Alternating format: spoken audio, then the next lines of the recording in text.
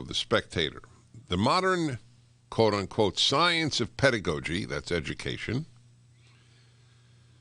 founded by Dr. Dewey early in the 20th century, has an even more deplorable record. In America especially, where it has had huge success in, and then I italicize, graduating generations of wholly ignorant people whose sole body of knowledge consists of what is obviously not true.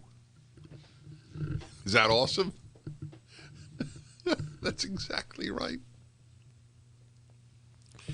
And this ethnomathematics is a perfect example of it.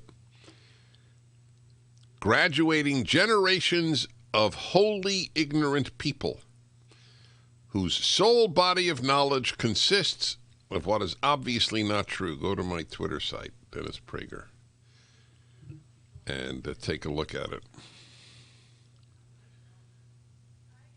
A lot of people did, apparently, and I'm very happy about that. Some of them right.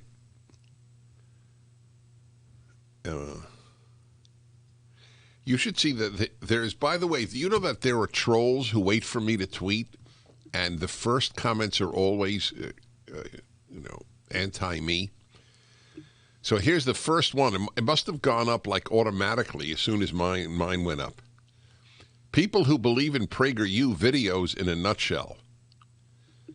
That's it. I would love to compare people whose primary education has been PragerU videos about their knowledge of life and history and contemporary events with a typical public school or private school kid of the same age. Be very happy to do that.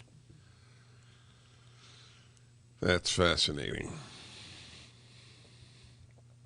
Anyway, you should see it at my Twitter site or Twitter page.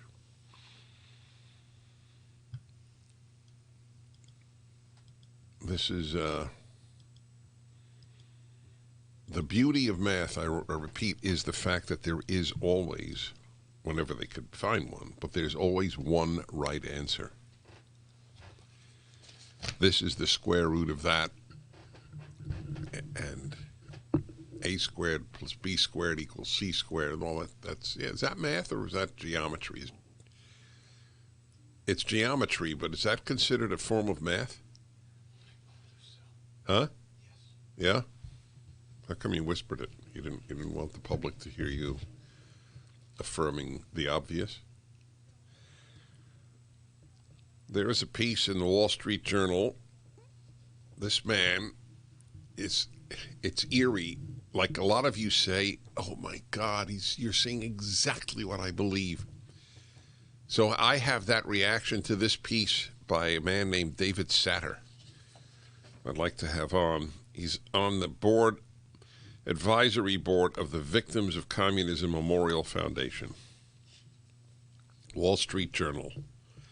The spirit of the Soviet Union has reemerged with mass support in the United States. For the past 4 years, potted histories have warned about the rise of fascism in the U.S. But the real danger is the transformation of tolerance, quote unquote, into an ideology with its own courts, informers, and punishments, all of them reminiscent of the Soviet Union. One of the pillars of the Soviet Union was a controlled press, in which all coverage was organized to confirm a mendacious, that is lying, ideology.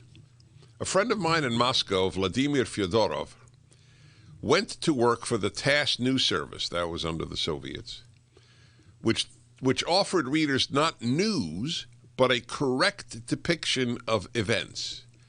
Correct is in quotes.